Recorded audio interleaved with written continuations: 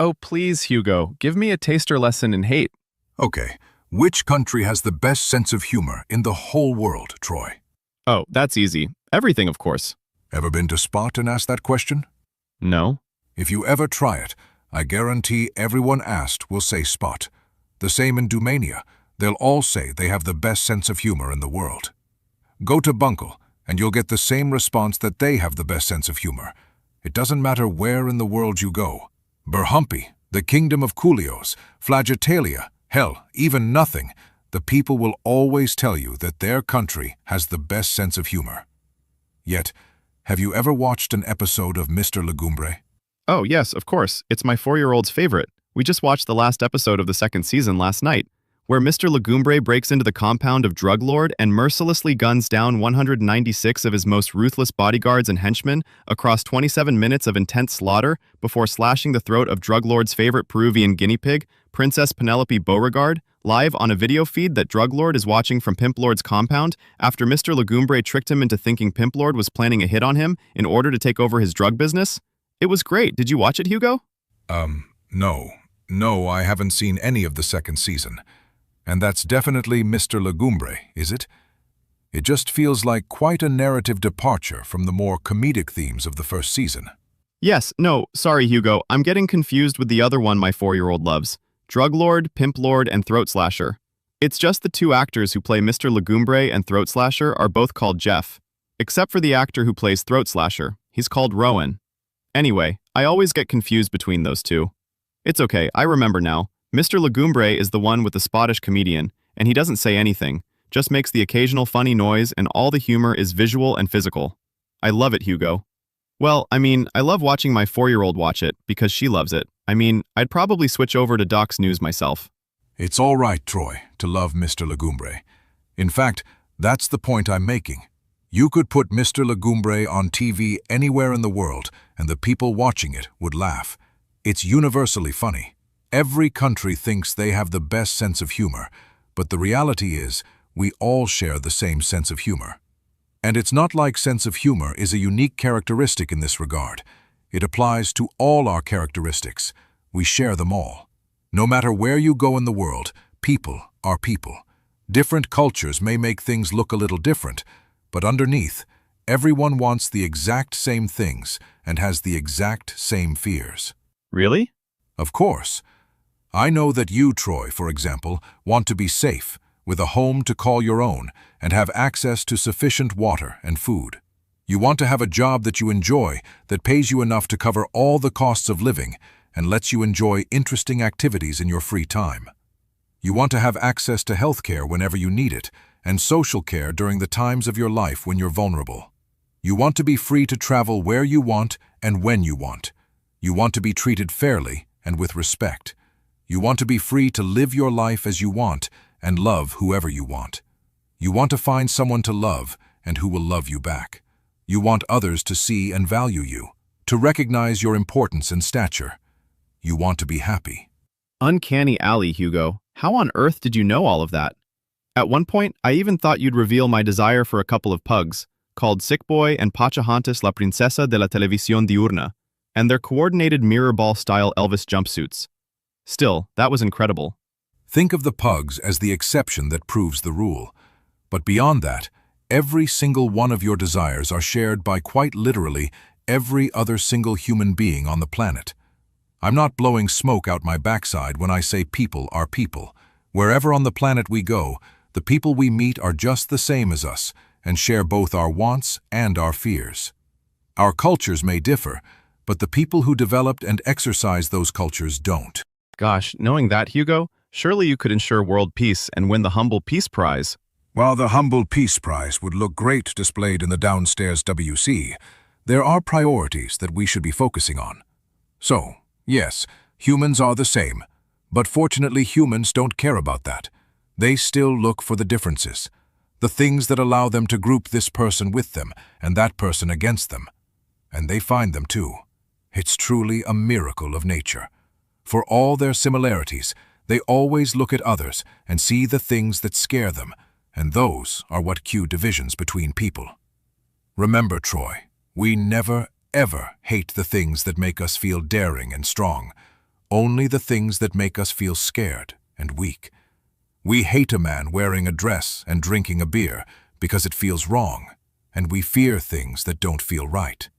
Or because we fear it will make our son want to dress as a girl, or because we want to wear a dress but fear what others would say. Much of the time, though, the fear and resulting hate have no clear explanation. That's fine. We don't need to understand why much of society feels a specific way. We just need to recognize it so we can use it. Use it? In what way? Just consider the idea of diversity, equity, and inclusion that spawned the discriminatory practice of positive discrimination. Of course, you liberals never refer to positive discrimination nowadays, do you?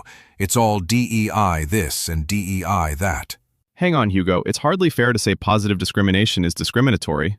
It's hardly fair to say positive discrimination is discriminatory.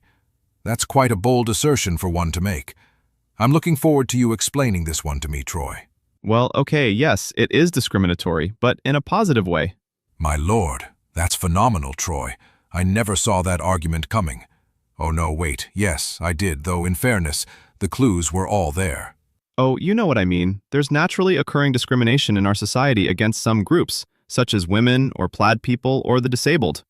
The concept of positive discrimination is meant to offset that discrimination. So, two wrongs make a right then, Troy? No, of course not. It's more a case of which is least worst. We know that there is naturally occurring discrimination in our society. For example, if I apply for a job and my plaid neighbor applies for the same job, I immediately have an advantage over him because I'm white. It's a bit like us facing each other in a 100-meter sprint, but his starting blocks are placed 30 meters behind the start line. And assuming half of the other runners are also plaid, their blocks are also 30 meters behind the start line, while the other 3 white runners have their blocks aligned with me. In this scenario, positive discrimination moves my blocks and the other white runner's blocks back 30 meters so that all 8 runners are starting from the same position. Obviously, all 4 white runners can complain that we're being discriminated against because now we're running 130 meters, but the playing field has been leveled and every runner in the race is running the same distance. Yes, now all 8 runners are being discriminated against, but no runner now has an unfair advantage over any of the others. Discrimination, whether it's natural or artificial, is unfair, but surely it's fairer that society discriminates against everyone rather than just a subset of the people, isn't it? No, not if you're white. Anyway, we're not trying to discriminate against plaid people, and we don't support it, but it's clearly wrong to discriminate against white people as an act of revenge. Surely you and I should be making society a fairer place where plaid people aren't discriminated against, rather than taking the easy option and punishing everyone. It's a nice idea, Hugo, but that's never going to happen. You really are quite the defeatist, aren't you, Troy? We've already established that people are people. We just need to make them see that. Hang on, you were celebrating the fact that despite people being people, we can take advantage of the fact that they find and focus on their differences to drive division. Oh yes, a good point, Troy. Guess we'll just have to agree to disagree on this then, rather like our respective parties agree to disagree on which battles to fight. What do you mean by that? The People's Party and your rabid followers invariably fight the wrong battles. You see discriminatory and fascist language and behavior everywhere, even when it's clearly not intended. A child asks mommy for the colored candy, and there's indignant tutting from your corner that a child is being taught such outdated and unacceptable language. A foaming-mouthed pit bull terrier is spotted in a kid's playground wearing a muzzle, and you lot just see the poor little puppy's canine rights being ignored. A middle manager calls his team together to brainstorm a problem, and there's outrage that the feelings of epileptics are being walked over. They've got to have thought showers now instead. You lot keep crying wolf at the slightest hint of political incorrectness. The losers are tired of it, and they're loving us for standing up to you lot for this ridiculousness. Come on, Hugo, you're over-dramatizing things there just to make a point. Really? Just look at the farrago over that jeans advert with the jubbly-endowed reality TV stars, the Sandias twins. It's a lazy and obvious jokey pun on jeans and jeans, thought up by some sad little creative who probably thought they'd come up with the idea of the century, even though I'm sure the idea has been passed over hundreds of times before, because it's a bit rubbish. Nothing more than that, quite harmless. Yet you lot are screaming about the racist and fascist undertones of it, because it smacks of Edith Blitzen's ideology of genetic purity. Sure, focusing on genes may not be as inclusive as you liberals want everything to be, but that's just the way the world works. You're fighting a losing battle, trying to convince the masses that there's anything deeply racist in it. You're just telling the viewers that they're racist if they don't see a problem in it. Yet the majority of those watching know they're not. They just see you and your supporters as an out-of-touch elite who want to strangle simple normality from everyday life for the rest of us. Why can't we just react and laugh at things instinctively, without having to double-think everything, looking for 57 varieties of offense wrapped up in one seemingly harmless and barely considered message? Well, the advertisers should have considered the message a bit more deeply, as should Milagros and Imponente Sandias. Don't turn on the Sandias twins, Troy. That won't help you. The losers already assume that by extension, you're saying they're racist for playing a part in that advert. That's hardly fair on them, is it? They're no great geniuses of our time, you know. They clearly inherited the dead heat in a Zeppelin race gene, rather than the how to split the atom gene, hence their career path. The losers love them, and it's understandable. They're both utterly lovely, and sheep-dip stupid with it. They joined us at one of our fundraisers at my highfalutin winter house, and Hugo Jr. and I got them to join us in the games room to play honky bong on the 120-inch plasma screen. They were having a riot, and then Jr. tells them how I've been trialing the new Game Fella joystick pants. Pants with a built-in controller, so you can play your favorite games at any time and any place. This story isn't going to end well, is it? It ended pretty well for me, I can tell you, Troy. They were both desperate to have a go, so Junior stood behind, hiding the real controller, and off they went, fighting over the joystick like a couple of schoolgirls. It rather reminded me of a Barry Big Glass shindig in the good old days. Honestly, it was the best game of honky bong I've ever watched. At least, right up until the end-of-level Big Boss fight. Things got a bit frenetic at that point. I think that's when most of the bruising and tearing happened. Still, I wouldn't change a thing about that happy memory. Oops, my Freud. I mean, happy memory. And I wouldn't ever do anything to offend the Sandias twins fans either. My advice to you and the People's Party would be to do the same. Oh, and invite them over to play honky bong if you get the chance. Actually, I see there's some very valuable advice there. Thank you, Hugo. Of course there is, though I'm not sure which bit of advice you're referring to, so I'll assume the latter. But you see how you're giving us a false elite to turn the losers against, rather than the real elite, we the people. No one likes elites who think they're better and smarter than them. On top of that, it means that later we can blow the real fascist dog whistles, and when you lot froth at the mouth about it being a disgrace, the losers will just think you're overreacting and making a fuss about nothing again. You lot need to stop seeing the world through your own eyes. People are people.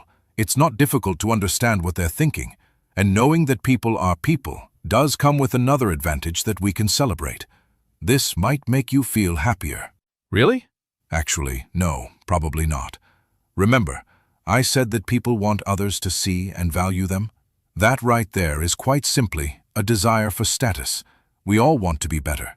In particular, we want to be better than those around us, so that they know we're more important than them. Of course, we the people want all the wealth and the status that goes with it, but we can reward some of the losers with other forms of status. A uniform and power over the other losers will make many do whatever we tell them. That power is status, and they'll bully, beat up on, and make the lives of other losers utter hell to make themselves feel better.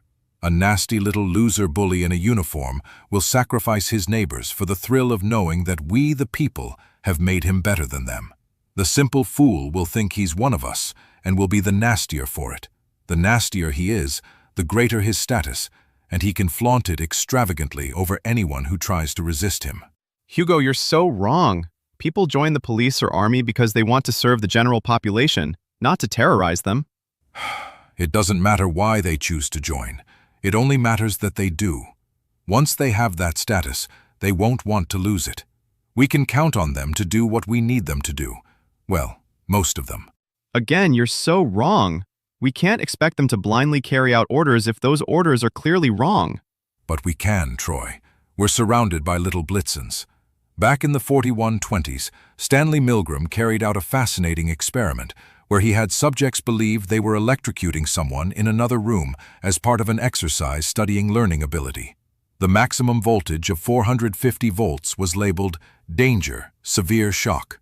Every single person who took part administered shocks of 300 volts, and 2/3 administered the full 450 volts, even when the fake subject stopped screaming and fell silent. Isn't that wonderful?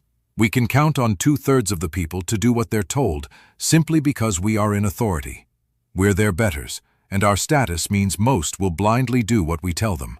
And for the third that don't, we can count on 2/3 of our police and soldiers to administer punishment against them on our behalf. You want our police and soldiers to be monsters? Absolutely not. That's what I love about it. We don't need monsters. Milgram was partly inspired by understanding why so many of Blitzen's men followed orders that led to more than 6 million Plaid people being murdered by the state. Surely not every one of those involved in the ultimate solution was a monster, but still it appears that most of them participated in mass murder because those in authority told them to. They simply lacked the ability to resist authority. Are you suggesting that the government of everything should give our police and soldiers orders that we know to be wrong? Perhaps even use violence against our own population to ensure their compliance? Of course not, Troy. I'm not suggesting that for one moment. This is all hypothetical, understanding how people are people, how we're all the same underneath. Though, don't you find it quite reassuring to know that we'd have that power if the losers ever forced us to use it?